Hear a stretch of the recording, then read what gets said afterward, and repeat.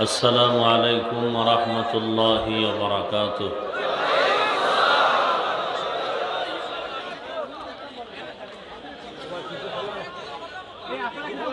বক্সের সাউন্ড একটু বাড়ায় না। মোবাইল বন্ধ করেন, মোবাইল বন্ধ করেন। বড় কষ্ট করে আসছেন দ্বীনের মহাব্বতে, এই কষ্ট যেন বিফলে না যায়। কি প্রয়োজন মোবাইলে বয়ান রেকর্ড করার? যদি প্রয়োজন মনে করেন আমাদের মিডিয়ার ভাইয়েরা করতেছে, এখান থেকে আগামীকালকে ডাউনলোড করে নেবেন, হয়ে গেল। মোবাইল বন্ধ করেন, বুঝেন না?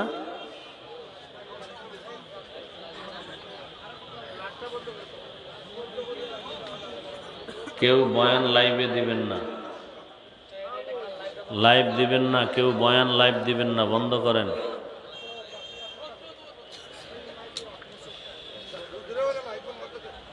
আলহামদুলিল্লাহ আলহামদুলিল্লাহিল্লাযী জাআলাশ শামসা ওয়াল কমারা বিহুসবান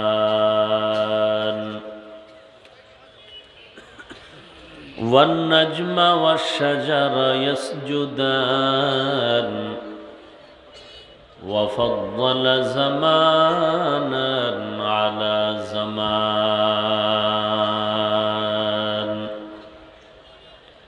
কামা ফাদ্দালা মাকানান আলা মাকান ওয়া ইনসানান আলা ইনসান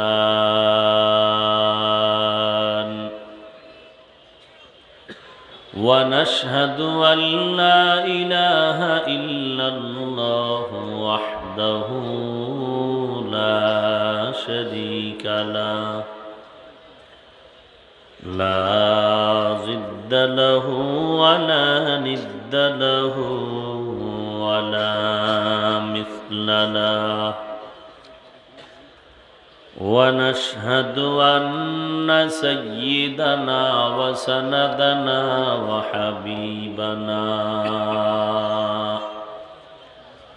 وحبيب ربنا وطبيبنا وطبيب قلوبنا ومولانا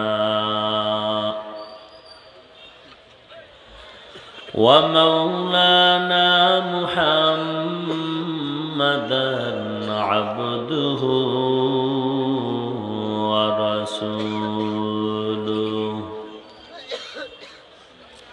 صلى الله تعالى عليه وعلى آله وأصحابه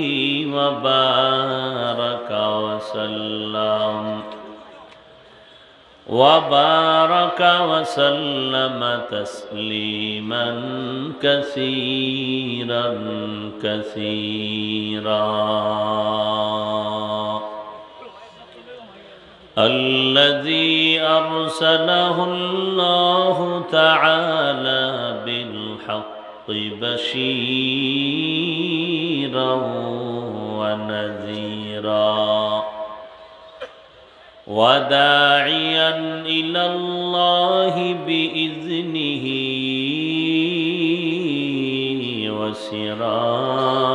وسراجا منيرا. أما بعد فأعوذ بالله من الشيطان الرجيم.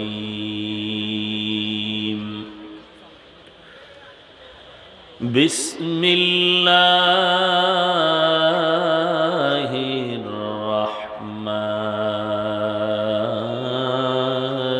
الرحيم.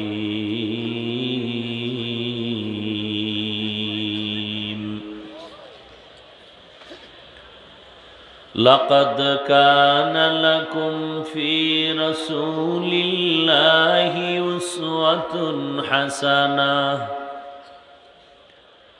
أقال النبي صلى الله عليه وآله وسلم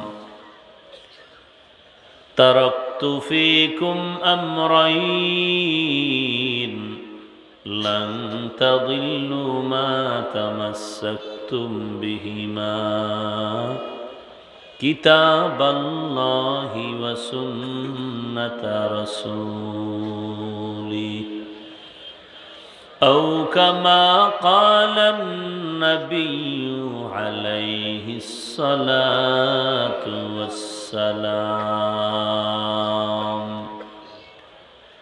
صدق الله مولانا العظيم وصدق رسوله النبي الأمي الكريم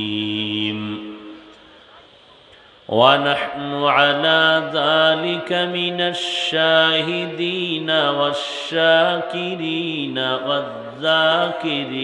والذاكرين والحمد لله رب العالمين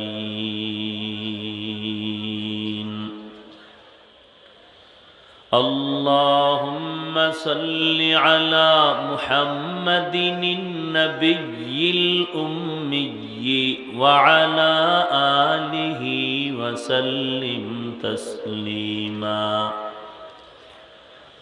سبحانك لا علم لنا إلا ما علمتنا إنك أنت العليم الحكيم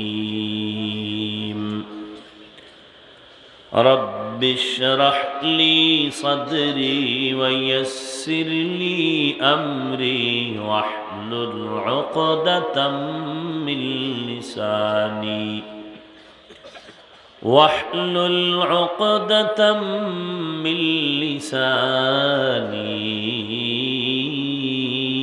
يفقه قولي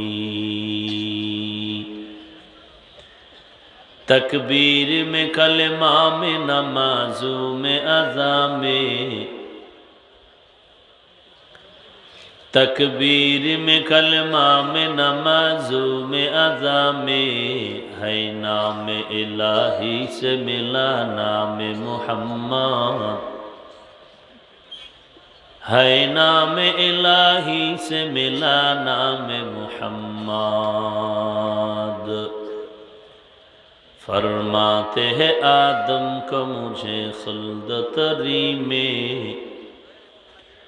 فرماتے ہیں آدم کو مجھے خلد تری میں لکھا ہوا تو باپ ملا نام محمد لکھا ہوا تو باپ ملا نام محمد ہے میم میں محبوب یہ مطلق کا اشارہ ہے میم میں محبوب یہ مطلق کا اشارہ پھر کیوں نہ ہو محبوب خدا نام محمد پھر کیوں نہ ہو محبوب خدا نام محمد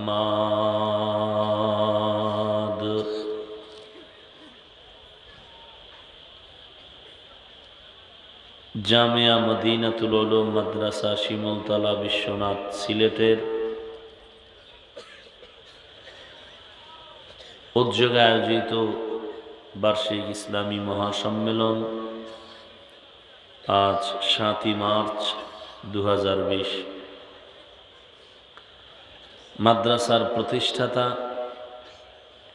মুহতামিম মাওলানা আব্দুল হাই রহমতুল্লাহ আলাইহি আল্লাহ তার কবরকে জান্নাতের উঁচু মাকাম বানায় দেন।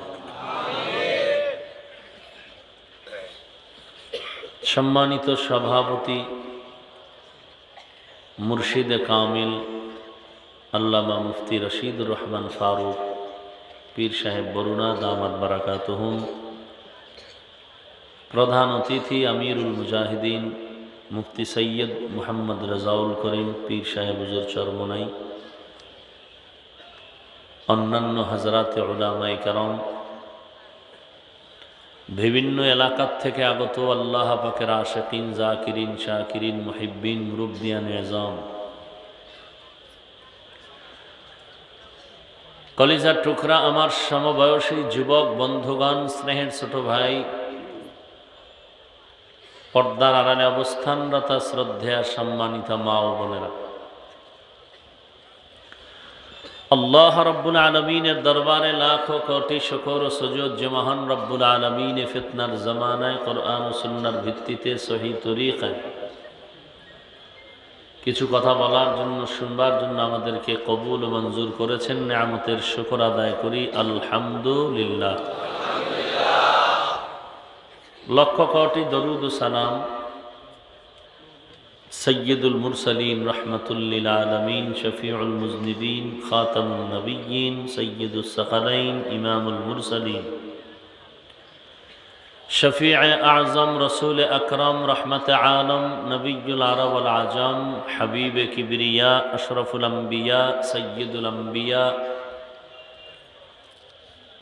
शफीअ महशर, साक़ी कौसर, आक़ा नामदार, मदीना का ताजदार, आफ़ताब नबूवत, फ़ख्र मौजूदात, सय्यदुल मखलूक़ात, हज़रत मुहम्मदुर रसूलुल्लाह सल्लल्लाहु अलैहि व आलिहि वसल्लमेर उपর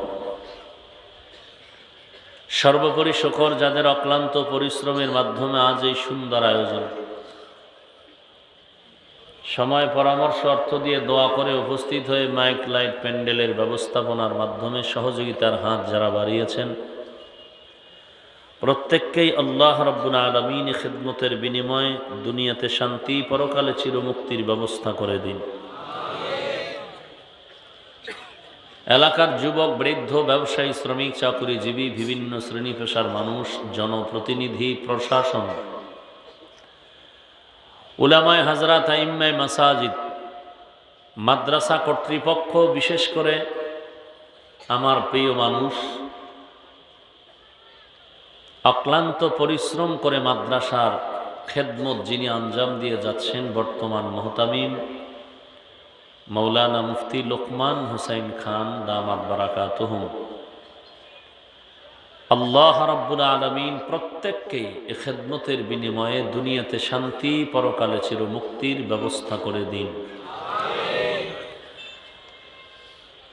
সংক্ষিপ্ত সময়ে কিছু কথা বলার নিয়তে কোরআনে হাকিমের এক আয়াতের অংশ বিশেষ তিলাওয়াত করেছি। বিশ্বনবী, শেষ নবী, মহানবী, শ্রেষ্ঠ নবী সাল্লাল্লাহু আলাইহি ওয়া আলিহি ওয়াসাল্লামের অসংখ্য অগণিত অমীয় বাণী, পবিত্র হাদিস শরীফের মধ্য থেকে একটি হাদিস পড়েছি।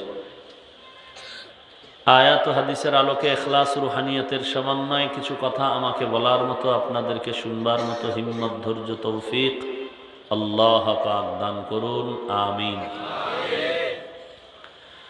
লাকাদ কানা লাকুম ফি রাসূলিল্লাহি উসওয়াতুন হাসানাহ। হে রসুল করিম সাল্লাল্লাহু আলাইহি ওয়া আলিহি ওয়াসাল্লাম, উম্মতকে বলেন, হে উম্মত, তোমাদের জন্য রসুলের মধ্যে রয়েছে অবশ্যই উত্তম আদর্শ।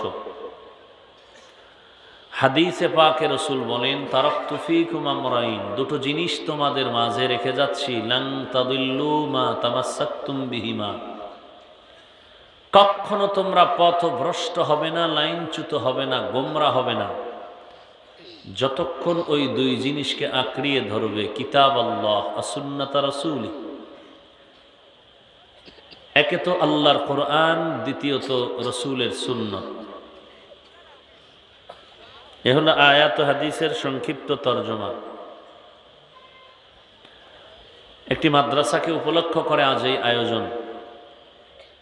মাদ্রাসা পৃথিবী নামক গ্রহ থেকে শিরক, বিদআত, এক কথায় সমস্ত বাতিলকে উৎখাত করার একমাত্র মেডিসিন, স্থায়ী, এর নাম মাদ্রাসা। বক্তা, ইমাম, খতিব, পীর, মাশায়েখ, মুফতি, মুহাদ্দিস, মুফাসসির, আলেম, উলামা, মুবাল্লিগ, মুজাহিদ, দাঈ, সব কিছু তৈরি হওয়ার মার্কাজ বা ফ্যাক্টরি একমাত্র মাদ্রাসা। পৃথিবীর সমস্ত বেঈমানের টার্গেট মাদ্রাসা। বেঈমানেরা চায় মাদ্রাসা বন্ধ হয়ে যাক। আমরা কি চাই বলুন? কেমন চালু থাকবে? মোমবাতির মতো না বিদ্যুতের গতি? এই গতি বন্ধ হয়ে যেন না থাকে, সচল থাকে। এজন্য দুটো কাজ আমাদের করতে হবে। একে তো দোয়া করতে হবে, আল্লাহ সমস্ত মাদ্রাসাগুলো হকের উপরে কায়েম দায়েম রাখুন। দ্বিতীয়ত সাধ্যমতো যথেষ্ট পরিমাণ সহযোগিতা করতে হবে। আমরা দোয়ার ক্ষেত্রেও যথেষ্ট দুর্বল, সহযোগিতার ক্ষেত্রেও দুর্বল। অথচ কোরআন শরীফে সাদাকা দানের উপরে লম্বা বয়ান, হাদিসের মধ্যে লম্বা বয়ান।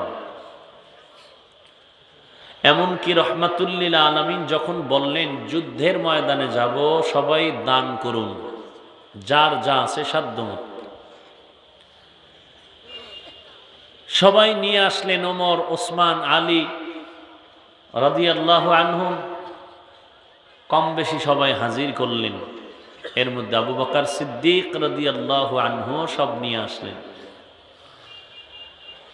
রহমাতুল্লিল আলামিন প্রশ্ন করলেন, কি পরিমাণ নিয়ে আসছেন, কি পরিমাণ ঘরে রেখে আসছেন? আবু বকর সিদ্দিক রাদিয়াল্লাহু আনহু বললেন, ঝাড়ু দিয়া যা পেয়েছি ঘর থেকে সব কুরাইয়া কুরাইয়া নিয়ে এসেছি, আল্লাহ এবং রসুল ছাড়া আমার কেউ নেই। পয়গম্বরে আরবি আশ্চর্য হয়ে গেলেন। ইতিমধ্যেই জিব্রাইল আমিনের আগমন। জিব্রাইল আমিন এসে বলেন, পয়গম্বর, আল্লাহ পাক ডাইরেক্ট আবু বকরকে সালাম দিয়েছেন এবং জানতে চেয়েছেন আবু বকর সিদ্দিক রাদিয়াল্লাহু আনহু এই অবস্থার উপরে সে খুশি না বেজার।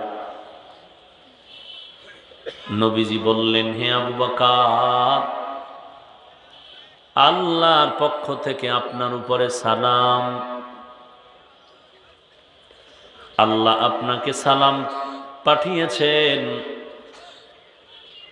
এবং এই যে হালাতে আপনি আছেন, খুশি না বেজার? পয়গম্বরের সাহাবী আবু বকর সিদ্দিক রাদিয়াল্লাহু আনহু জবাব না দিয়ে অঝোর দ্বারায় কান্না শুরু করলেন। নবীজি বললেন, হে আবু বকর, জবাব না দিয়ে কান্না শুরু করলেন কেন? আবু বকর কান্না করে বলেন, হে পয়গম্বর, আমি চিন্তায় পড়ে গেলাম। আমার মতো জাহান্নামের একজন আসামি মক্কার জমিনে কেউ ছিল না। আজ আমি আপনার সোহবতে আসার পরে এত দামি হয়ে গেলাম যে আমার আল্লাহ আমাকে ডাইরেক্ট সালাম পাঠিয়েছে। আমি খুশি না বেজার? কি জবাব দিব? আমি আনন্দে কাঁদতেছি। আমার কাছে আশ্চর্য লাগে, সিলেটে মাদ্রাসা চালাইতে আমাকে বরিশালের ভাষায় বলে খয়রাত করা লাগে কেন, ভিক্ষা চাইতে হয় কেন? এত কোটি কোটি কোটি কোটি টাকার মালিক সিলেটের মানুষ। আমরা বাহিরে বসে গর্ব করি সিলেটওয়ালারা ধনী মানুষ, কিন্তু আশ্চর্য, 1000 টাকা দিতে টেনশন করে, 500 টাকা দিতে টেনশন করে। অথচ একজন বান্দা এরকম 10 তলা বিল্ডিং বহু করে দিতে পারে, এই মানুষও এই জমিনে আছে। আশ্চর্য হয়ে যায়। আমি একদিন লোকমান বাইরে জিগাইলাম, সিলেটে কোনো চোর আসেনি? কেন? সিলেটের মানুষ ধনী, কোনো চুরি টুরি হয়নি, সব ধনী, কেউ অভাবী নাই। বড় আশ্চর্য। আহা, সিলেটের মানুষ, আল্লাহ যাকে বেশি মহব্বত করেন তার জবাবদেহিতাও বেশি। বুঝছেন? আপনারা কিন্তু দামি মানুষ, কপালে ফিডাও বেশি আছে, জবাবদিহিতা বেশি। কারণ জমিনটা কার? আমরা গর্ব করি এই পবিত্র জমিন, সিলেটের জমিন। শাহজালাল রহমতুল্লাহ আলাই, শাহপরান রহমতুল্লাহ আলাই, তারা এই জমিনে আছেন। আউলিয়ায়ে কেরামের জমিন, বড় বড় দামি দামি বুজুর্গ এ জমিনে কদম রেখেছেন। অনেক বুজুর্গ যাদের নাম আমরা বাহিরে বসে চিনি না, জানি না, অনেক আল্লাহওয়ালা। এই জমিনের হালাত এমন কেন? শাহজালাল রহমতুল্লাহ আলাই ইসলামের পতাকা উড্ডীন করলেন, কোনো বেত্রাঘাত লাগেনি, লাঠি মিছিল লাগেনি, তরবারির যুদ্ধ লাগে নাই, তাহাজ্জুদের কান্না আর ফজরের আযান। কই গেল সেই ইখলাস? কই গেল? আচ্ছা, এখানে এত মানুষ আছেন, আপনারা ওলামায়ে কেরাম আছেন, শিক্ষিত অনেক বুড়া মানুষও আছেন। আমাকে বলেন তো, আমি জানার জন্য জিজ্ঞেস করি, আপনাদের এই জমিনে যত বুজুর্গ তো বুঝেন, এখানে অনেক মুরব্বীরা আছেন, আপনারা আমাকে একটু জানা থাকলে জবাব দিবেন। যত বুজুর্গ আল্লাহ ওয়ালা, এরা কি বিড়ি টানতেন? হ্যাঁ, তো সিলেটের মানুষ এত বিড়ি টানে কেন?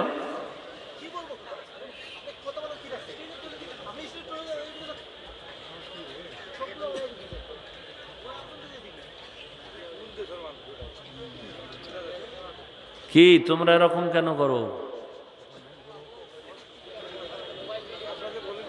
হ্যাঁ, তোমাকে যে কি করার, কোন তাবিজে যে ধরবে তোমাকে আল্লাহ।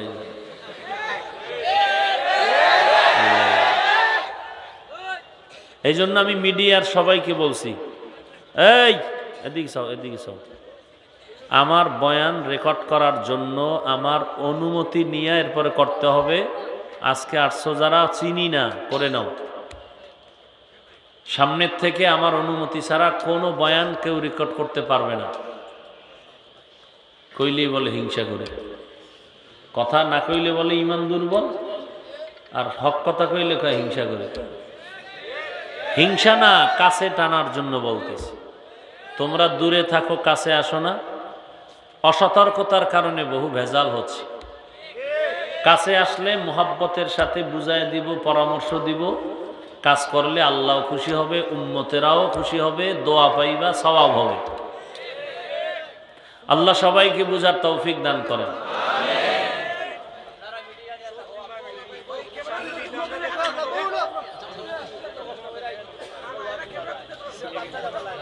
ও সিলেটের ভাই, চুপ থাকেন, চুপ থাকেন।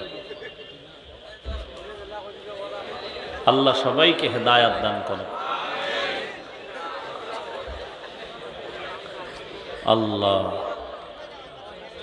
তো যে কথা বলতেছিলাম আমি, যে সিলেটের এই মাদ্রাসা আজ প্রায় আমাকে বলা হলো 8 লক্ষ টাকা ঋণী হয়ে আছে, আরো বেশি হতে পারে। তো এত টাকা ঋণ থাকবে কেন? আপনারা যদি সবাই সহযোগিতা করেন তো অল্প সময়ের মধ্যে সব হয়ে যাবে ইনশাআল্লাহ। সবাই সহযোগিতা করবেন তো? করবেন? আল্লাহ আপনি সবাইকে এই দ্বীনি মাদারেস যেগুলো আছে এর খাদেম হয়ে থাকার তৌফিক দান করুন। আরো মোহাব্বতে বলেন। বয়ান করে কে? আপনারা না আমি? ও ভাই, কে করে? তো ডিস্টার্ব আমার হওয়ার কথা বেশি না? তো আপনারা চিল্লাইতেছেন, আমি যে চিল্লাই না কেন? একটু কি সবর নাই, ধৈর্য নাই? সিলেটের গুণগান গাইতেছি, এর মধ্যে ভেজাল শুরু করছেন। গুণগানটা শুনেন, প্রশংসা করতেছি সিলেটের জমিনের মানুষের। আমি যদি মেনে নিতে পারি, আপনারা নিবেন না কেন? আজকে এই বয়ানগুলো সারা দুনিয়াতে মানুষ শোনার সুযোগ পায়। বহু মানুষ আমাকে দেখে নাই, কিন্তু বয়ান শুনে আলহামদুলিল্লাহ নামাজি হচ্ছে। মিথ্যা কথা বলেন? আল্লাহ আপনাদেরও কবুল করেন, আমাকেও আল্লাহ হকের উপরে কবুল করেন।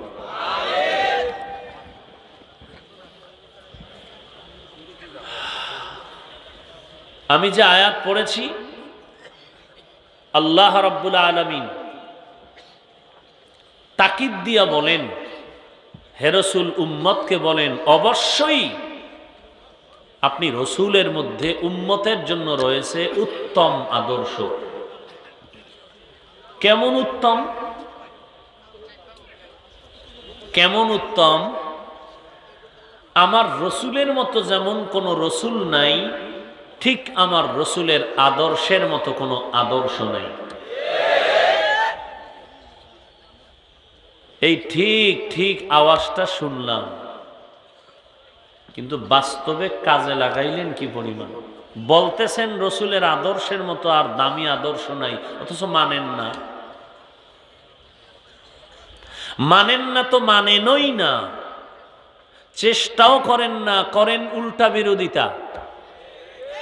টুপি পরেন না, যারা টুপি পরে তাও মেনে নিতে পারেন না। দাড়ি রাখেন না, যারা দাড়ি রাখে মেনে নিতে পারেন না। পর্দা করেন না, যারা করে তা পছন্দ করেন না। নামাজ পড়েন না, যারা পড়ে তাদেরকে ভালো চোখে দেখেন না। বরং কি বলেন, নামাজ না পড়লেও দিল পরিষ্কার। আপনার মতো লোকটাকে আমি ধোঁকাবাজ বললে গুনাহ হবে কেন? লাকাদ কানা লাকুম ফি রাসূলিল্লাহি উসওয়াতুন হাসানাহ। পয়গম্বরের মধ্যে উম্মতের জন্য রয়েছে উত্তম আদর্শ, অবশ্যই কোনো সন্দেহ নাই। আরে দুনিয়ার উম্মতের দল এমন এক আদর্শ নিয়ে পয়গম্বর জমিনের মধ্যে পদার্পণ করেছেন, যেই সময়টা মক্কার মানুষ বড় খারাপ ছিল, এদের মতো খারাপ জমিনে কেউ ছিল না। কেমন খারাপ আমি অত ভাষা এই ময়ানের মাঝে বলতে পারবো না। এক কথায় বলবো, তাদের মতো খারাপ জমিনে আর কেউ নাই। নারী পুরুষ উলঙ্গ হইয়া পবিত্র কাবা ঘর তাওয়াফ করে, এত পরিমাণ খারাপ। অথচ এমন একটা ঘর, যেই ঘরের পার্শ্বে গিয়া নামাজ আদায় করলে 1 রাকাতে 1,00,000 রাকাত নামাজের সওয়াব। إن أول بيت وضع للناس للذي ببكة مباركا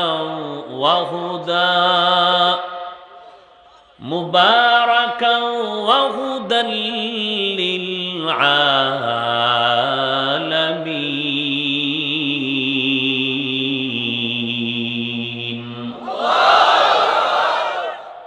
গোটা জগৎবাসীর হেদায়েতের জন্য একটা ঘর বানাইলেন, কাবা, বাইতুল্লাহ। এমন একটা ঘর, যেই ঘরের আঙ্গিনায় শুধু 1 রাকাত নামাজে 1,00,000 না, যত বান্দা আমল করবা, মুফাসসিরিনে কেরাম বলেন যত আমল করবা, প্রত্যেকটা আমলের বিনিময়ে রহমান গফফার দয়া করে প্রত্যেকটা আমলে এক একটার বিনিময়ে 1,00,000 করে সওয়াব দিবে। শুধু কি তাই,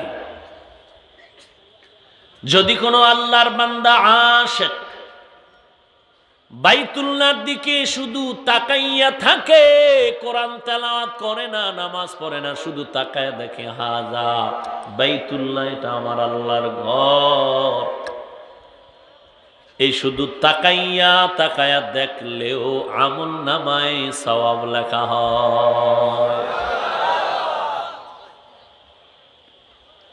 এরে নবীর আশিক, ওই ঘরের পবিত্র ভূমির মানুষ এত খারাপ কেন? এর একমাত্র কারণ, এদের সামনে কোনো আদর্শের মুরব্বী নাই। পয়গম্বর ঈসা নবী বিদায়ের পর আমার নবীর আগমন পর্যন্ত কোনো আদর্শিক মুরব্বী নাই। মুরব্বী না থাকার কারণেই মানুষগুলো নফসের গোলাম হয়ে গেল, আর পদস্খলন হয়ে গোমরাহির চূড়ান্ত সীমানায় পৌঁছে গেল। ভালো করে মনে রাখবেন হে ভাই, যারা কোনো আদর্শের মুরব্বী মানে না, আল্লাহওয়ালা মানে না, ওই বান্দার ধ্বংস, পথভ্রষ্টতা অনিবার্য।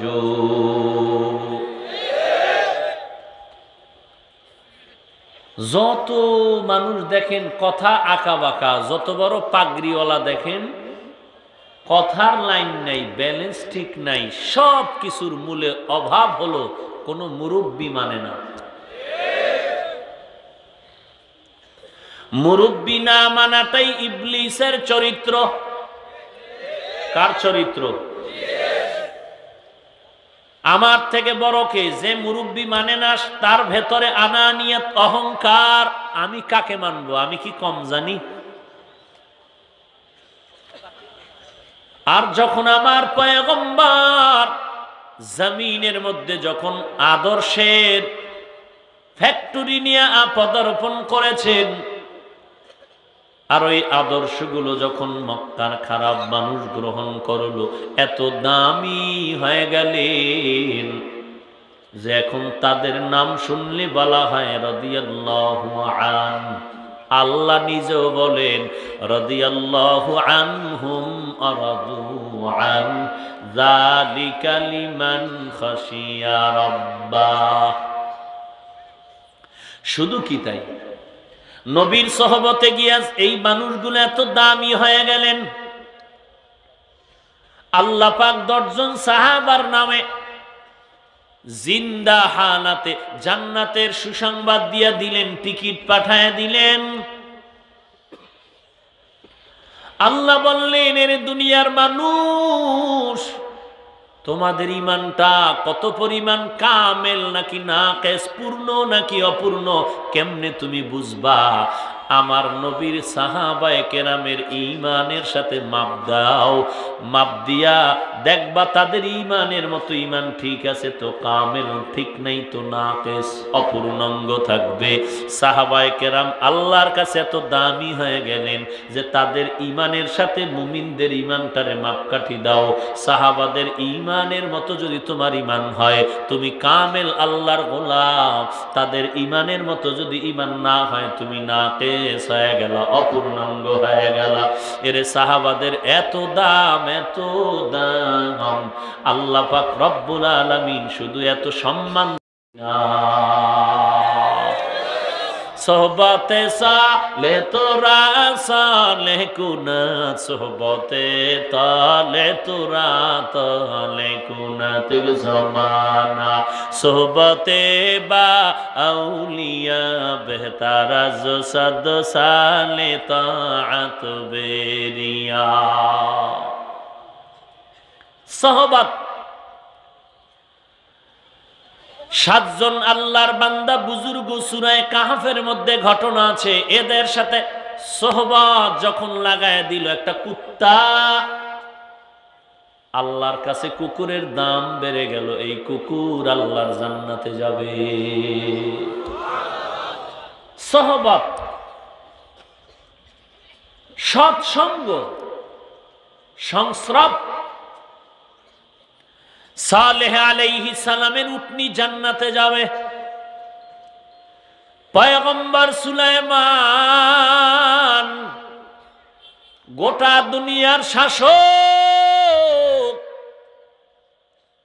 জমিন থেকে 9 মাইল উপর দিয়া তার সিংহাসন চলে। হঠাৎ করে গর্তের পিপিলিকা বয়ান করে 9 মাইল উপর থেকে সুলাইমান নবী শুনলেন, আর ফাতাবাসামা মুস্কি দিয়া হাসলেন, আর সুবহানাল্লাহ বললেন, আর বললেন, এই সিংহাসন জমিনের মধ্যে ল্যান্ড করো। জমিনের মধ্যে ল্যান্ড করলো। সুলাইমান নবী বসলেন, আর পিপিলিকার ঘটনাগুলো তার সভা পরিষদের যারা তাদের শুনাইলেন। পিপিলিকার বয়ান শুনে সুলাইমান নবী আশ্চর্য হয়ে গেলেন। একটা জাতি প্রতি জাতি ভাইয়ের এত টান, এরে নবীর উম্মতের দল পিপিলিকায় কি বয়ান করতেছিল। আল্লাহর কাছেও বয়ানটা এত মজা লাগছে, আল্লাহ পাক খুশি হইয়া পিপিলিকারে খুশি করার জন্য তার নামে কোরআনে সূরা নাজিল করেছে। পিপিলিকার নামে সূরা দিয়া দিলেন, যা তোরে পুরস্কার দিয়া দিলাম। পিপিলিকায় তার জাতিভাইদের কয়, গর্তের ভেতরে ঢুকে যা। এই পিপিলিকা, সুলাইমান নবী আসতেছে। তার সেনা সৈন্য যারা আছে তাদের যেই একটা চলার একটা আওয়াজ, মনে হয় যেন তার পৃষ্ঠে পড়ে তোমরা সব মরে যাবে, আগেই আশ্রয় গ্রহণ করো। আমি এজন্য মাঝে মাঝে বলি, কেউ রাগ করবেন না, বুঝানোর জন্য বলি। যারা আপনারা বলেন ইসলামে রাজনীতি নাই, কোরআনে রাজনীতি নাই, আপনারা কি বুঝাইতে চান? ইসলাম সব দিক থেকে কমপ্লিট, একদিক থেকে দুর্বল। কোরআনটা সব দিক থেকে কমপ্লিট, পূর্ণাঙ্গ, একদিক থেকে কোরআন দুর্বল। মানুষের জীবনের সব সমস্যার সমাধান কোরআন আর ইসলাম দিতে পারে, শুধু একদিক দিয়ে কোরআনটা দুর্বল। রাষ্ট্রের ব্যাপারে কোরআন কিছু জানে না, রাষ্ট্রের ব্যাপারে ইসলাম কিছু বলতে পারে না। যারা বলেন রাষ্ট্রীয় ব্যাপারে রাজনীতির কথা ইসলাম আর কোরআনে নাই, আপনি প্রমাণ করলেন ইসলাম দুর্বল, কোরআনটা দুর্বল। আমরা বলি না না, কোরআন শরীফ হলো এমন এক কমপ্লিট কিতাব, ইসলাম এমন একটা কমপ্লিট ধর্ম, এখানে আপনার কোনো সংযোজন আর বিয়োজনের দরকার নাই। আপনি জিন্দেগিতে কিয়ামত পর্যন্ত যত সমস্যায় পড়বেন, সব সমাধান ডাইরেক্ট অথবা ইনডাইরেক্ট কোরআনে দেওয়া আছে। কোরআনের ব্যাখ্যা হাদিসের মধ্যে দেওয়া আছে, ইসলামের বিধানের মধ্যে দেওয়া আছে। আপনি রাষ্ট্র পরিচালনার মধ্যে গিয়া যদি সমস্যায় পড়ে যান, এজন্য সমাধান আল্লাহর কোরআনে আছে। যেমন আমার পয়গম্বর রাষ্ট্র পরিচালনা করে সমাধান শিখাইয়া গেলেন। রাজনীতির বয়ান যদি কেউ কোরআন খুঁজে বের করতে চান, সুলাইমান বিলকিসের ঘটনা পড়ে দেখেন রাজনীতি কি এবং কেন, কত প্রকার। সুলাইমান বিলকিসের ঘটনা হলো রাজনীতির সাক্ষী প্রমাণ। এবং ইউসুফ নবী আর জুলাইখার ঘটনা যদি পড়তে পারেন কোরআনের বাংলা তরজমা দিয়া, তখন টের পেয়ে যাবেন রাষ্ট্রনীতি আর রাজনীতি কাকে বলা হয়। হ্যাঁ, আপনি বললে একেবারে ক্লিয়ার করে বলেন যে ইসলামে যে রাজনীতি নাই, কোরআনে রাজনীতি নাই, তার ব্যাখ্যা হলো আমরা যে নাপাক লাইনে হাঁটি এই বিষয় নাই। এটা বললে বলতে পারেন, কিন্তু মুতলাকান এইভাবে বলবেন না। ভাইরা আমার, সুলাইমান নবীর ঘটনা কোরআনে আছে না নাই? আমি আয়াতের শব্দ শব্দ দিয়া বুঝাই দিব, দেখবেন রাষ্ট্রনীতি কি সুন্দর কথা। প্রত্যেকটা পয়েন্টে পয়েন্টে উম্মতের জন্য উপদেশ। যেমন পিপিলিকার ঘটনার থেকে আমরা কি শিখতে পারলাম?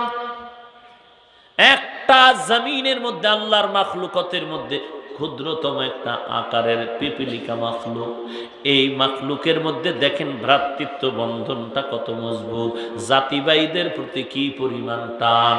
এরে নবীর উম্মতের দল, সুলাইমান নবী 9 মাইল উপর দিয়া যাচ্ছে, আর পিপিলিকা তার জাতিদের সতর্ক করে, খবরদার বিপদ আসবে, তাড়াতাড়ি গর্তের মধ্যে ঢুকিয়া যা। এখান থেকে মুসলমানের শিক্ষা নেওয়া দরকার ছিল। আজকে সব বেঈমান এক হয়ে গেছে, মনে মনে জিব্বায় বাড়ি দাও, হাতে তালি দাও যে, আর ইন্ডিয়ার উপরে হামলা চলে, আর ওই কি বলে বার্মার উপরে হামলা চলে, আসামের মধ্যে হামলা চলে। আমগো বাংলাদেশে তো কোনো ঝামেলা নেই, আমরা খাই আর ঘুমাই। ওরে বাবা, বেঈমানরা বাংলাদেশ বলে টার্গেট করে না, ইন্ডিয়া বলে টার্গেট করে না, সব বেঈমান আজকে এক হয়ে গেল। টার্গেট ওর ইন্ডিয়া না, বার্মা না, ওদের টার্গেট হলো শুধু মুসলমান।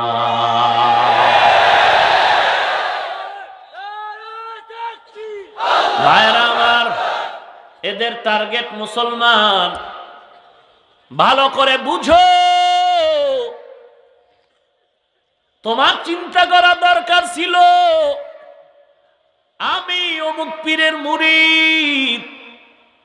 এই কথা বললে তো বেঈমান আমারে ছাড় দিবে না। বেঈমানের কিন্তু একটা টার্গেট, তুই বেঈমান নাকি মুসলমান, ইহুদি না মুসলমান, খ্রিস্টান না মুসলমান, হিন্দু না মুসলমান। প্রশ্ন কিন্তু একটাই, মুসলমান। অতএব কানে ধরে তওবা করা দরকার ছিল যে আমরা যে যেই লাইনে থাকি না কেন, কি তাবলীগ, কে আলিয়ায় পড়ে, কে কওমিতে পড়ে, কে স্কুলে পড়ে, কে কলেজে পড়ে, কে ভার্সিটিতে পড়ে, কে আওয়ামী লীগ করে, কে বিএমপি করে, কে কোন দল করে, কে হাটহাজারীর লাইনের, দেওবন্দি লাইনের কোনো দরকার নাই। রাত শেষে যখন বালিশে মাথা লাগাইয়া ঘুমাই, তখন হিসাব আমাদের সবার একটাই, আমরা এক আল্লাহর গোলাম, আখিরি নবীর উম্মত, আমরা সবাই মুসলমান। তুমি কাকে গালি দাও? ও বদনসিব, ও আহমক, তুমি কাকে গালি দাও? তাবলীগওয়ালারে? ধিক্কার তোমার কপালের মধ্যখানে।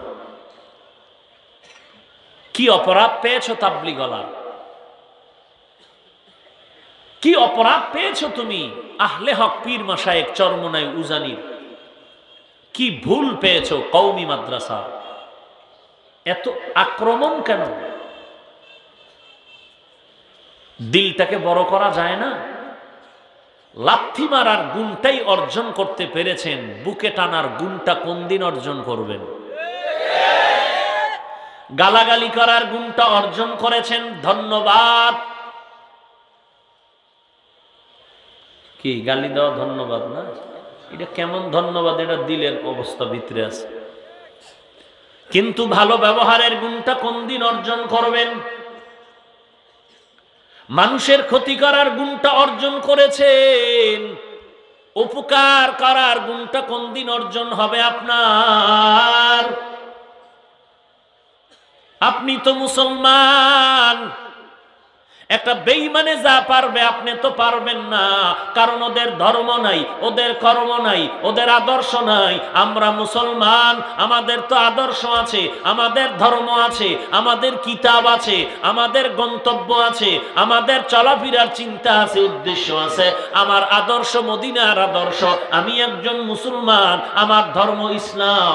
ওদের কোনো জবাবদেহিতা নাই, আর আমরা মুসলমান হিসাবে আমাদের জবাবদেহিতা আছে। দুনিয়ার আদালতেও জবাবদেহিতা আছে, আল্লাহর আদালতেও জবাবদেহিতা আছে। এরে ভাই, তুমি লাগাম ছাড়া চলতে পারবা না। জবান দিয়া কথা বললে ব্রেক রেখে কথা বলতে হবে।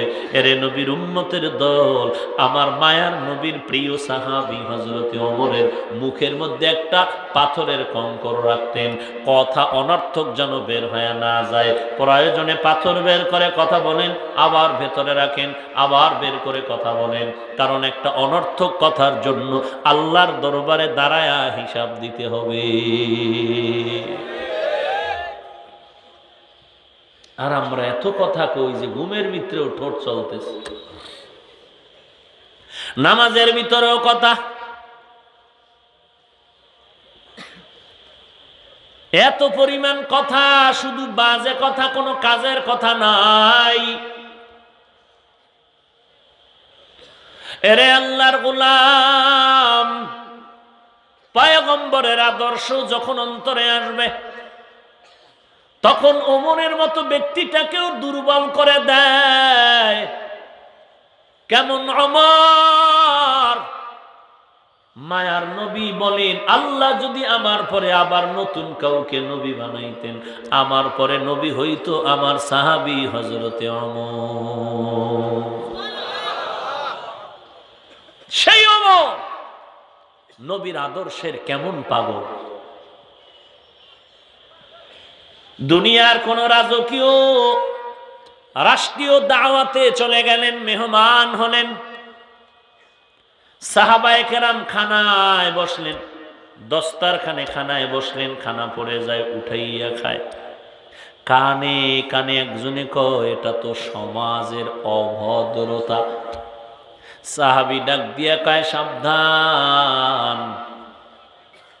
সাবধান, আতরুকু সুন্নাতা হাবিবি লিহাউলাইল হুমাকা। কি হয়েছে আমার? আমি এই আহমক মূর্খদের কারণে আমার হাবিব মায়ার নবীর সুন্নত কি ছেড়ে দিব? মূর্খদের কারণে তো সুন্নাত ছাড়তে পারি না। দস্তারখান থেকে খানা উঠাইয়া খাওয়া নবীর সুন্নাত। সাহাবীর কানে কানে বললেন এটা অভদ্রতা। সাহাবী বললেন মূর্খদের কারণে সুন্নতের আমল ছেড়ে দিতে পারি না। আজকে ও ভাইজানেরা সুন্নতের আমলের খবর নাই। আবার যদি কেউ কয় সুন্নত লাগবে না, আমরা তার কথা মনে প্রাণে মেনে নিতে পারি না। পারি? নবীর সুন্নত মানবো নাকি তোমার আব্বা জানেরটা মানবো? এরে নবীর আশিক উম্মতের দল, খলিফাতুল মুসলিমিন হযরত ওমর নবীজির এত বড় আশিক, জীবদ্দশায় নবীর পাশে পাশে থাকেন, দূরে যায় না। আল্লাহ তাকে এমন ভাবে কবুল করেছেন, দুনিয়ার অর্ধজাহানের খলিফা ওমর তাকে মারার জন্য কত ফন্দি, কত অপকৌশল আটলো, কত বেদিন বেঈমানের আলোক পাঠাইলো, তরবারি নিয়ে যা ওমরের পাইলে জাগায় শেষ করে দিবি। রাখে আল্লাহ, মারে কে? মারে আল্লাহ। হেফাজতের মালিক কে? চক্রান্ত চলবে। হ্যাঁ, আমরা এখন এই দুনিয়াতে এখনো মুসলমানের সংখ্যা অনেক বেশি, কিন্তু এরপরও কেন বেঈমানের হাতে লাঞ্ছিত, অপমানিত, পদোদ্ধলিত রে ভাই? এর একমাত্র কারণ আমরা নিজেদের ঈমান আকীদার বেলায় দুর্বল হয়ে গেছি, আমল নাই। না হয় ওই ইতিহাস সিলেটের মানুষ কেন ভুলে যাবে যে শাহজালাল রহমাতুল্লাহ আলাইহি বিজয়ের মালা পরেছেন তাহাজ্জুদের কান্নার আওয়াজ। অতিও গভীর হয় রজনী যখন, নীরবে প্রভুর নাম জপিও তখন। প্রভুর করুণা যদি পাইবারে চাও, প্রভুর করুণা যদি পাইবারে চাও, গভীর রাতে উঠে প্রভুর গুণগান গাও, গভীর রাতে উঠে প্রভুর গুণগান গাও। এরে আল্লাহর বান্দা, গভীর রাতের কান্না আল্লাহ পাক শোনার জন্য প্রথম আসমানে এসে পড়েন। বান্দা কি চাওয়ার আছে চাও, চাইতে দেরি পাইতে দেরি হবে না।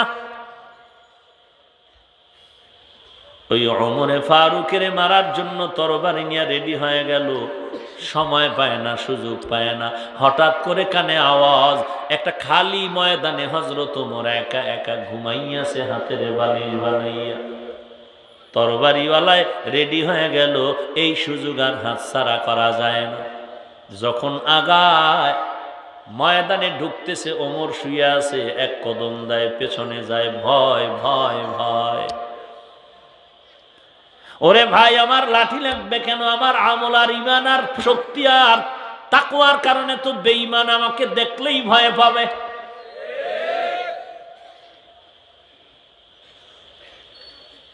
কিন্তু আমি বেঈমানেরা দেখলে ভয় পাই।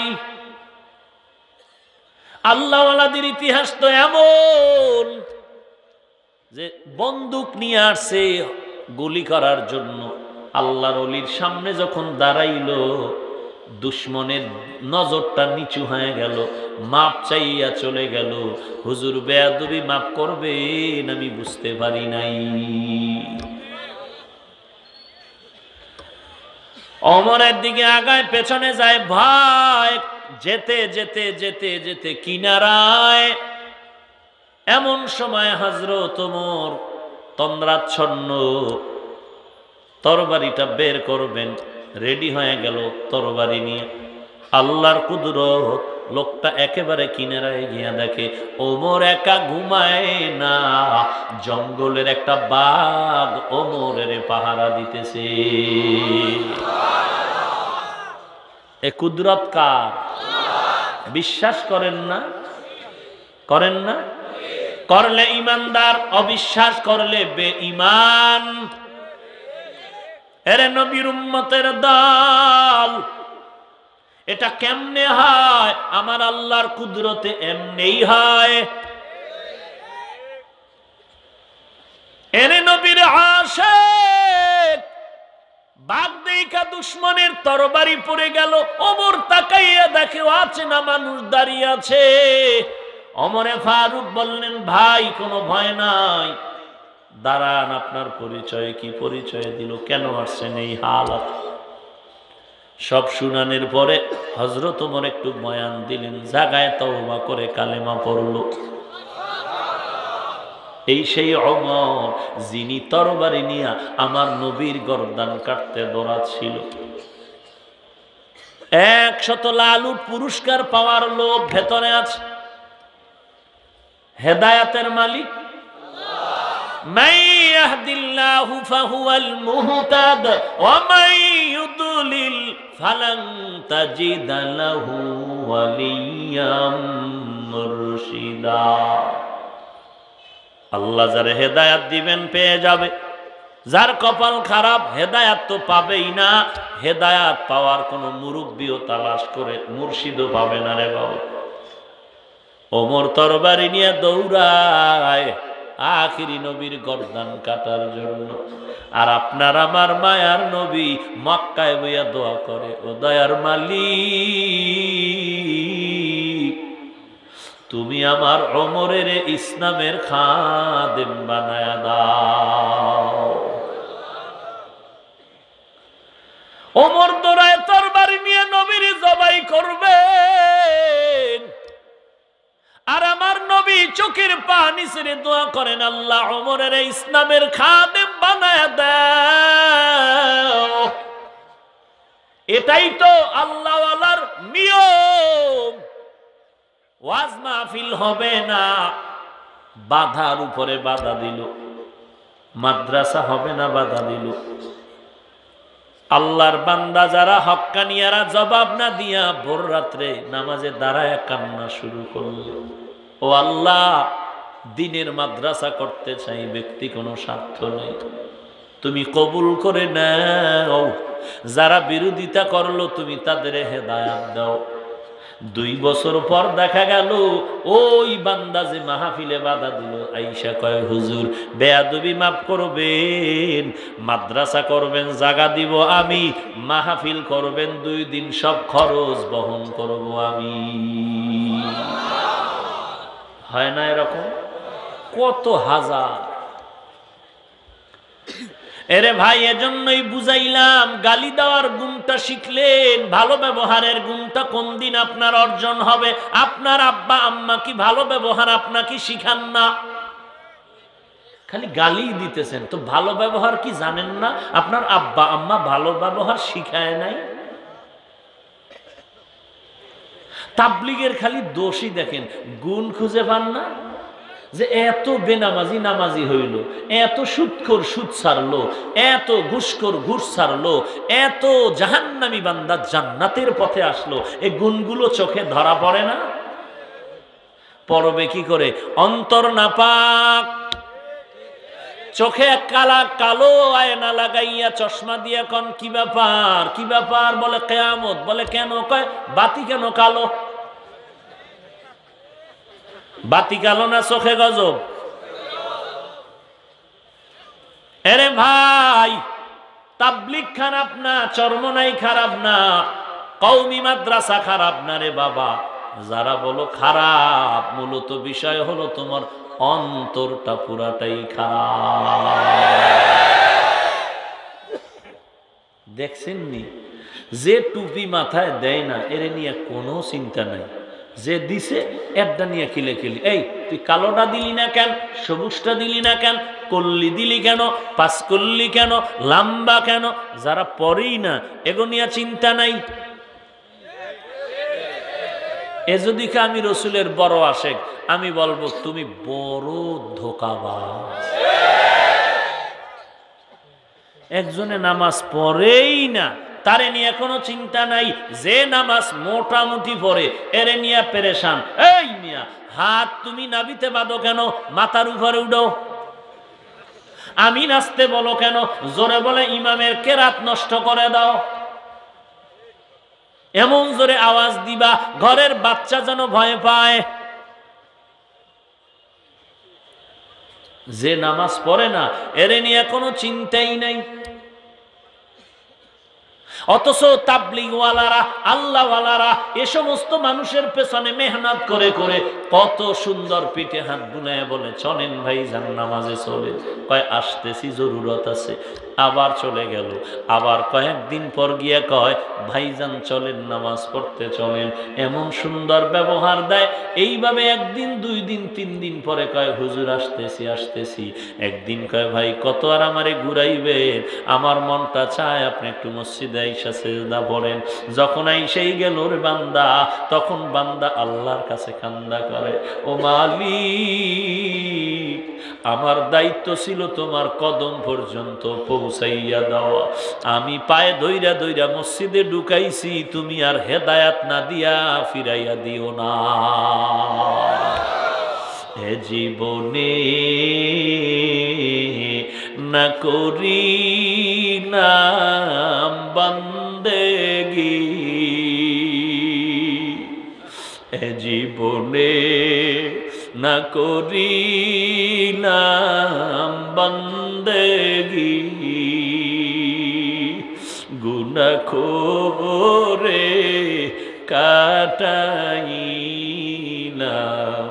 জিন্দেগি, গুনাহ করে কাটাইলাম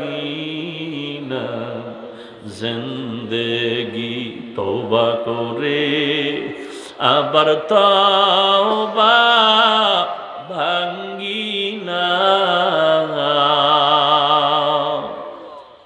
তওবা করে আবার তওবা ভাঙ্গিলাম,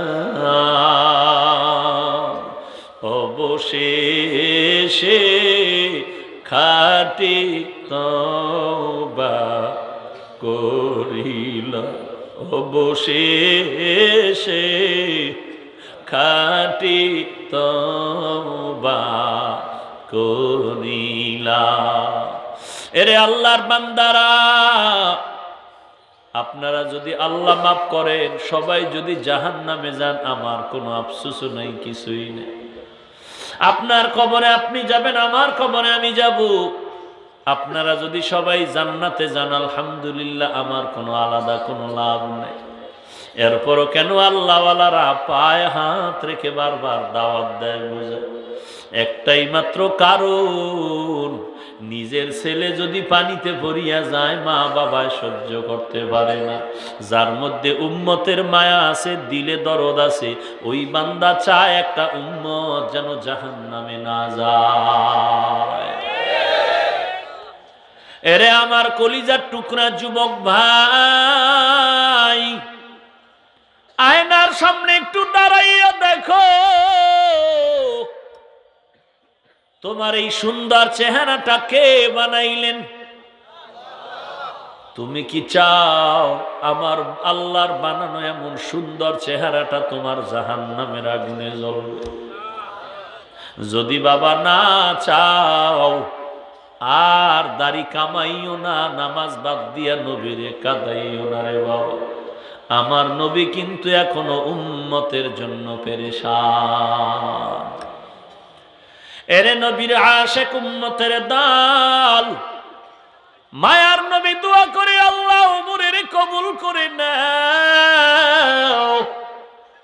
রাস্তার মাঝে যাইয়া ওমর দাঁড়ায় গেল। একজনে কয় ওমর মেজাজ গরম করে কই যাও? বলে মুহাম্মদের গর্দান আনতে যাই। কয় দাঁড়া, মুহাম্মদ তোর কোন রক্তের আত্মীয় নাকি? বলে না।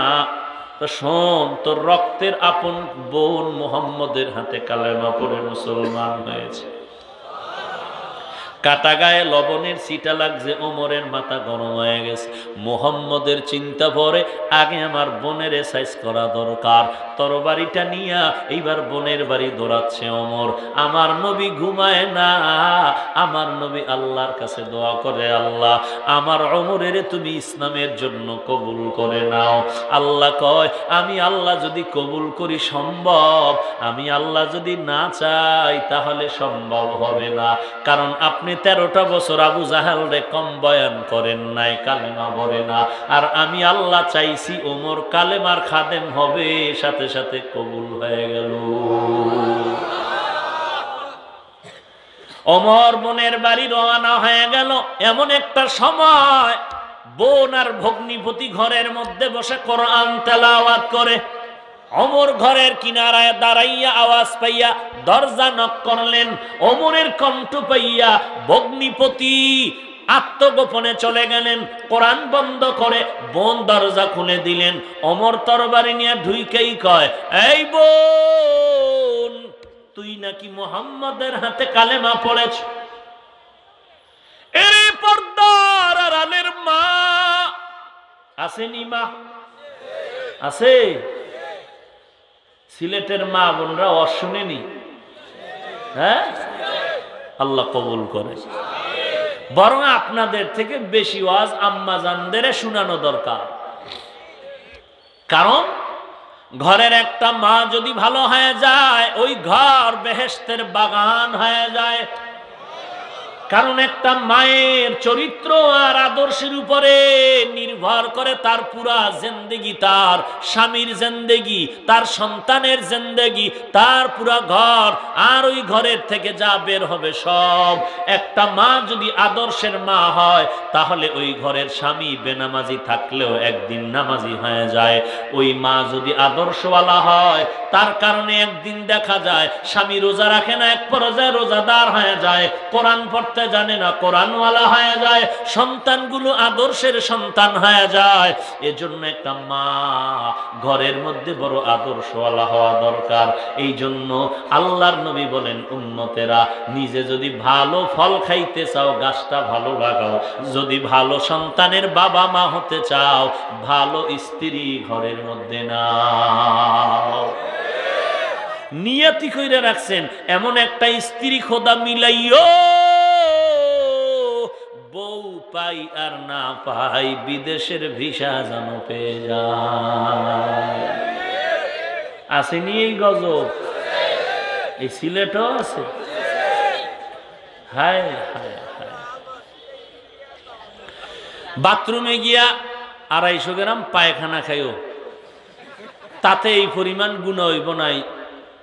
স্ত্রীর নাম ধরে শ্বশুর শাশুড়ির কলিজায় লাথি মেরে যে পচা পায়খানা যৌতুকের নামে খাও, তুমি পুরুষ নামের কলঙ্ক, তুমি পুরুষ নামের ইতর, তুমি স্বামী নামের অযোগ্য, তুমি ডাকাত, তুমি চোর, তুমি জালেম। তোমার এই হাতের কবজা দুইটা কেটে ফেলানো দরকার, কারণ তুমি কাপুরুষ। আর কি লজ্জা দিমু বলো? আল্লাহ সবাইকে হেদায়েত দান করুন। এটা পুরুষ হবি, বাহাদুরের মতো চলবি, বুক ফুলাইয়া চলবি, হাতের কবজা টাইট করে চলবি, আর বলবি বউয়ের ঘর থেকে কেন আমার 2 হাতের কবজায় কামাই হবে, শ্বশুরের গোষ্ঠী খাবি, আমি তোদের থেকে 1 টাকাও খাবো না। রক্ত টেস্ট করো, তোমার রক্ত দুর্বল হয়ে গেছে। কেন দুর্বল হয়েছে? যেই পরিমাণ বিড়ি টানো, গাঞ্জা খাও, ইয়াবা খাও, এর কত শক্তি থাকবে? আর বাপের পকেটের টাকা চুরি করো। কি আল্লাহ আপনি সবাইকে হেদায়েত দান করেন। আহা, এরে পর্দার আড়ালের মা, 1 মিনিট কান লাগাইয়া শুনেন। ওমরের সামনে, তরবারির সামনে ওই ওমরের বোনের কি আওয়াজ! বোন ডাক দিয়া কয়, রে ভাই, আলহামদুলিল্লাহ, আমি মুহাম্মদের হুজুরের হাতে কালেমা পড়ে মুসলমান হয়েছি। আল্লাহ পাকের শুকর। ওমর মেজাজ গরম করে বলে, বোন দেরি করিস না, মুহাম্মদের কালেমাটা ফিরাইয়া দাও। ওমরের বোন ডাক দিয়া কয়, ভাই আমি মারাত্মক রোগী, এমার্জেন্সি ঔষধ সেবন করেছি, ভেতরে গিয়া গলিয়া গেছে, শিরা উপশিরায় মিশে গেছে, ট্যাবলেট চাইলে যেমন দেওয়া যায় না। আমি ছিলাম জাহান্নামের আসামি, কালেমার ঔষধ আমি সেবন করে রন্ধ্রে রন্ধ্রে আমার মিশে আছে। এখন পারলে হাতটা কেটে নাও, পাও কেটে নাও, গর্দান কেটে নাও, কালেমা ফেরত দেওয়া যাবে না। মুসলমান তো এমনই হবে, ঈমানের মোহাব্বত দিয়ে বলবে, গর্দান কাটতে পারো, গর্দান দিতে পারি, জীবনটাও দিতে পারি, মুসলমান কালেমা ফেরত দিতে পারি না।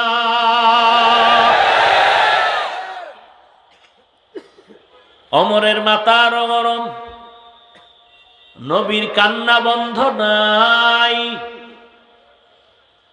তবে দোয়া কবুল হবে, ইসলামের বিজয়ের পতাকা উঠবে। একটু সূর্যের লাল অংশটা দেখাইয়া জমিনের মধ্যে কিছু রক্ত ঝরাতে হবে। মনে করছে বেঈমানের দল, একটা মাদ্রাসায় তালা লাগলে সব বন্ধ হয়ে যাবে। না, তুমি বাধা দিবা একটা, বেড়ে যাবে 10টা। দেখেন যত বাধা দিছে কমতেছে না বাড়তেছে? কওমি মাদ্রাসারে কম গালি দিলেন না আমার আশেক ভাইয়েরা, কওমি মাদ্রাসার উপরে আর আক্রমণ তো কম করলেন না, আলেম ওলামাদের কম গালাগালি করলেন না, কম কাদান কাদান নাই। আজকে সেই কান্নার ফল, ঘরে ঘরে কওমি মাদ্রাসা। এমন একটা বাচ্চা নাই যে কওমি মাদ্রাসা চিনে না। আমার তো মন বলে বাংলাদেশের প্রত্যেকটা অলিগলিতে দেখা যাবে এক সময় কওমির নিশানা উঠতেছে।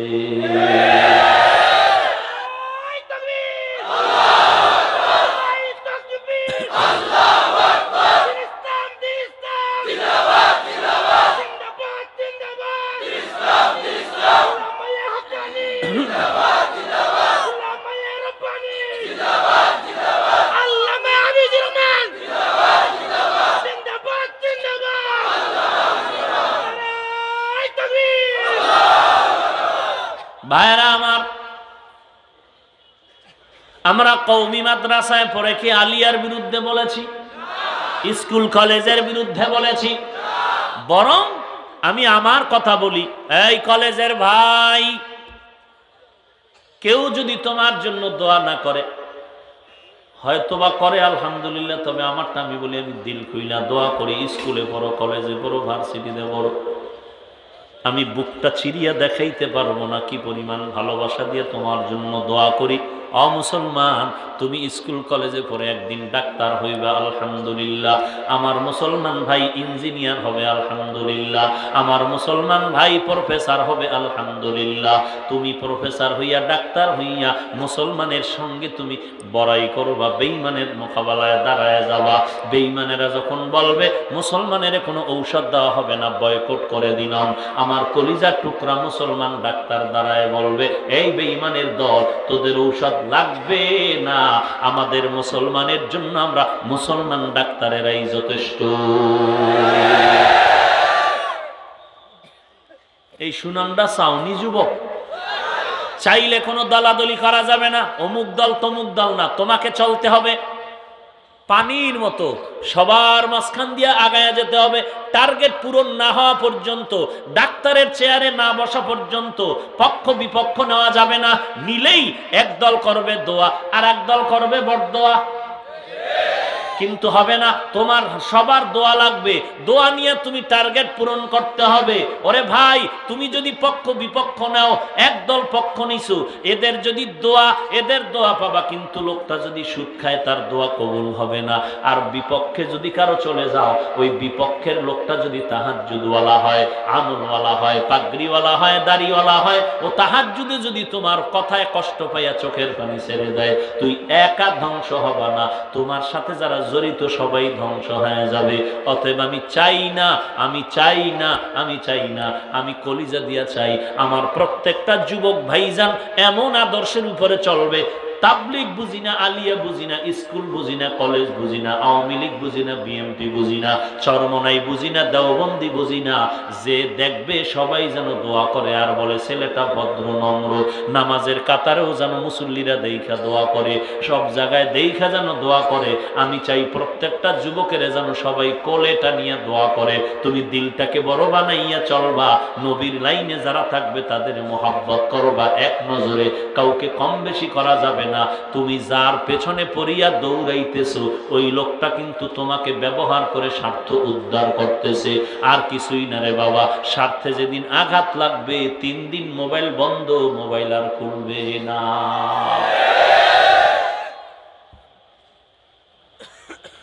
তোমার বাবার টাকা পয়সা দিয়ে কষ্ট করে পড়ো, তোমার মায়ের ঘুম নাই, কান্না করে দোয়া করে, অথচ তুমি তোমার আদর্শ থেকে লাঞ্ছিত হয়ে ভিন্ন দিকে দৌড়াও, মানুষের সাথে তর্ক করো, গালাগালি করো, বরদোয়া নাও। ওমরের বোন বলে কালেমা ফেরত দেওয়া যাবে না। ওমর দেরি না করে তরবারিটা কোষ থেকে বের করে তরবারির উল্টা পিঠ দিয়া বোনের নরম শরীরের উপরে আঘাত। বোনের শরীর থেকে রক্ত প্রবাহিত হচ্ছে, মাটির মধ্যে গড়াগড়ি খায় আর কান্না করে আর বলে ভাই তুমি জানো আমার মা নাই, আমার বাবা নাই, আজ যদি আমার মা বাবায় থাকতেন একটা ফুলের টোকাও আমার শরীরে লাগতে দিতেন না রে ভাই। তবে তোমার মনের জাল মিটাইয়া পারো, তুমি আমাকে মারো, হাত কাটবা, পা কাটবা, তবে কালেমা যেই সিনায় ঢুকছে ওই জায়গায় তোমার তরবারি চলবে না রে ভাই। বনের মায়া কান্না দেইখা কেমন যেন ওমরের মন্তরের মায়া শুরু হয়ে গেল। আমার নবী তো ঘুমায় না, আমার নবী অন্তর ভরে দোয়া করে।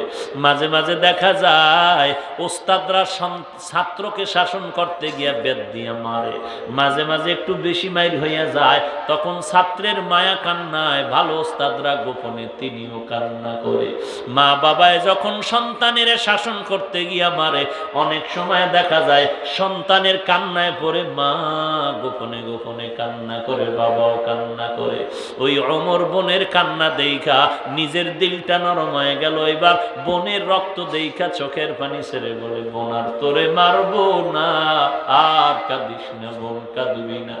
বোনের হাত ধইরা উঠাইয়া বসায় আর বলে বোন আমি ঘরে ঢুকতে একটা আওয়াজ পাইছিলাম, বল ওইটা কিসের আওয়াজ?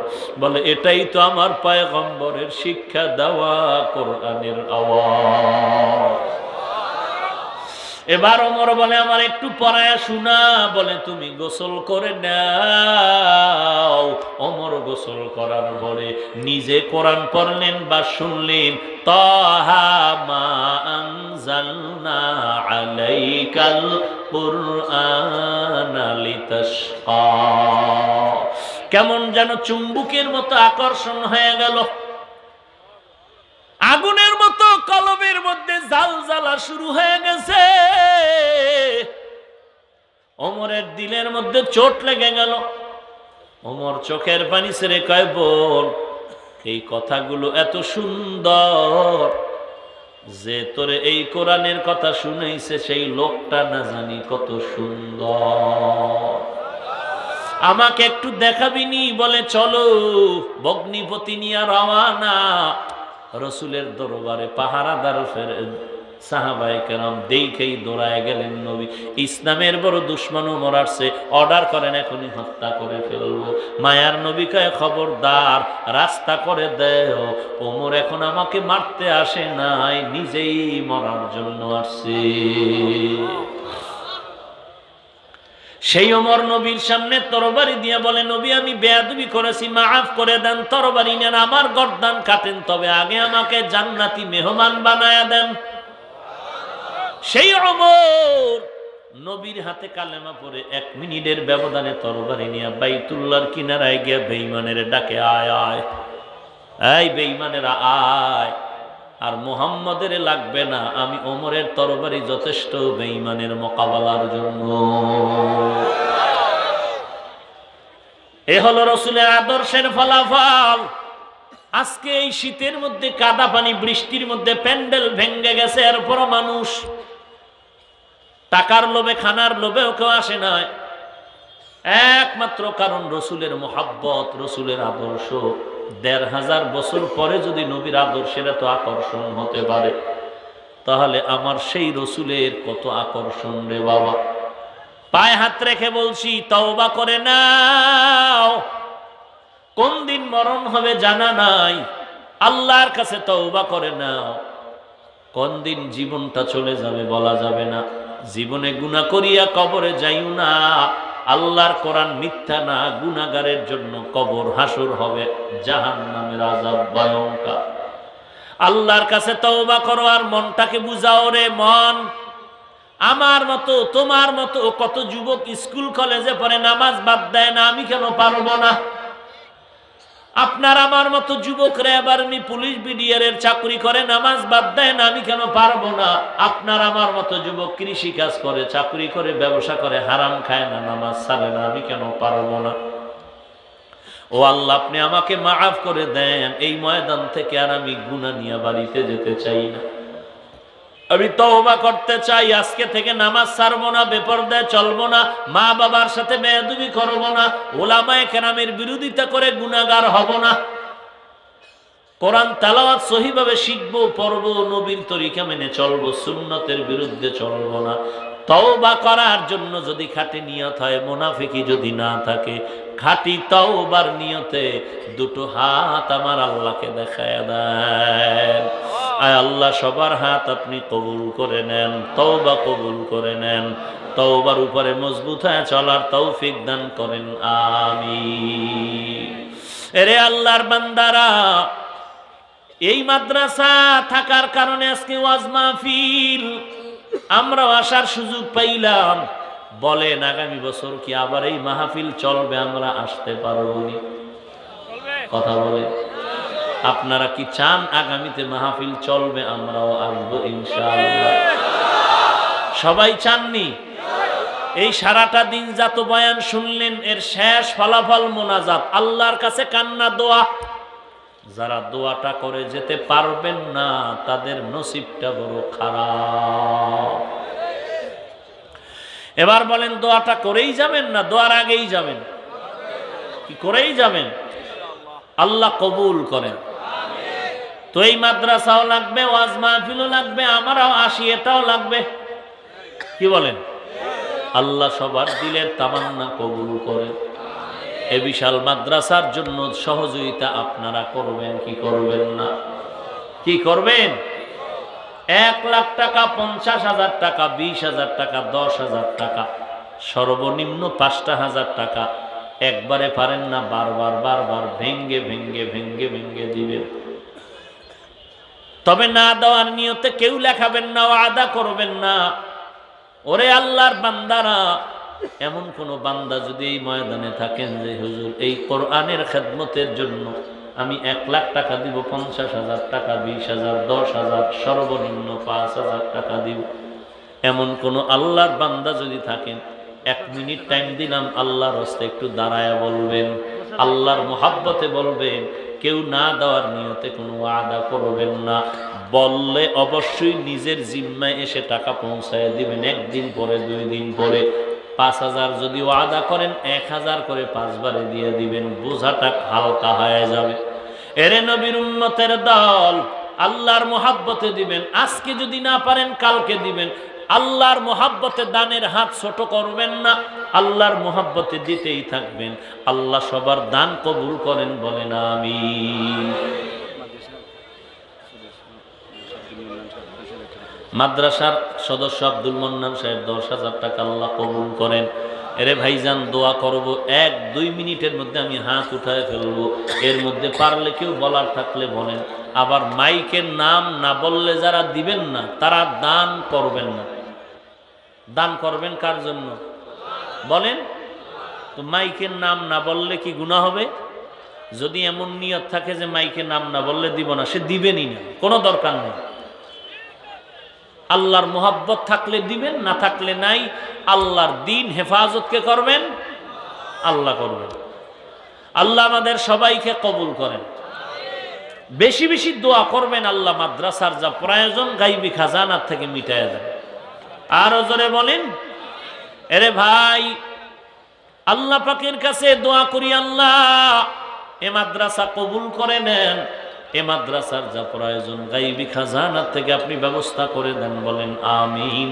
আলহামদুলিল্লাহি রাব্বিল আলামিন ওয়াসসালাতু ওয়াসসালামু আলা সাইয়্যিদিল আমবিয়াই ওয়াল মুরসালিন ওয়া আলা আলিহি ওয়া আসহাবিহি আজমাইন।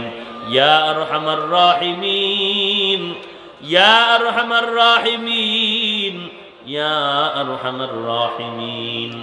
সবাই জবান খুলে পড়েন রব্বির হামহুমা কামা রব্বায়ানি সগীরা, রব্বির হামহুমা কামা রব্বায়ানি সগীরা।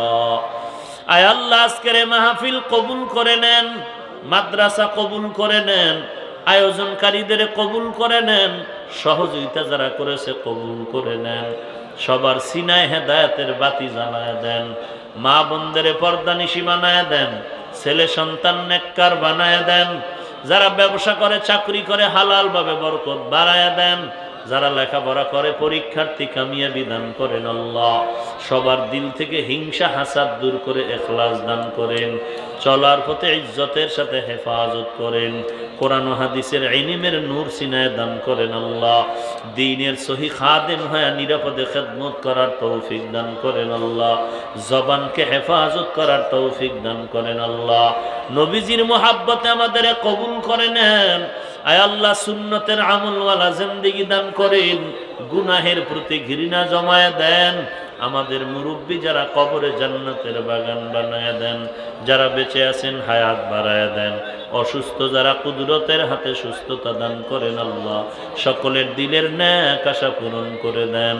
এলাকার ঘরে ঘরে শান্তি দান করেন। আয় আল্লাহ মা বাবা সন্তান ওস্তাদ ছাত্র স্বামী স্ত্রীর মাঝে মোহাব্বত বাড়ায় দেন। আয় আল্লাহ বেশি বেশি ন্যাক আমল করার তৌফিক দান করেন। গুনাহের প্রতি ঘৃণা জমায় দেন আল্লাহ। দ্বীনের সমস্ত কাজ, জিন্দেগীর সব কাজ আপনি দ্বীনের লাইনে ইহসানের সাথে আসানের সাথে আঞ্জাম দেওয়ার তৌফিক দান করেন। আয় আল্লাহ সুস্বাস্থ্য দান করেন আল্লাহ। সুস্থতার নিয়ামত বাড়ায়া দেন আল্লাহ। আয় আল্লাহ এই মাহফিলের বরকত এলাকায় ছড়ায়া দেন। আয় আল্লাহ আপনার খাস বান্দা নবীর খাঁটি উম্মত হওয়ার তৌফিক দান করেন। নবীজির মুহাব্বতে সকলের দোয়া মোনাজাত কবুল করে নেন। সাল্লাল্লাহু তাআলা আলা খায়রি খালকিহি মুহাম্মাদিন ওয়া আলিহি ওয়া আসহাবিহি আজমাইন। আমিন আমিন আমিন বিরহমাতিকা ইয়া আরহামার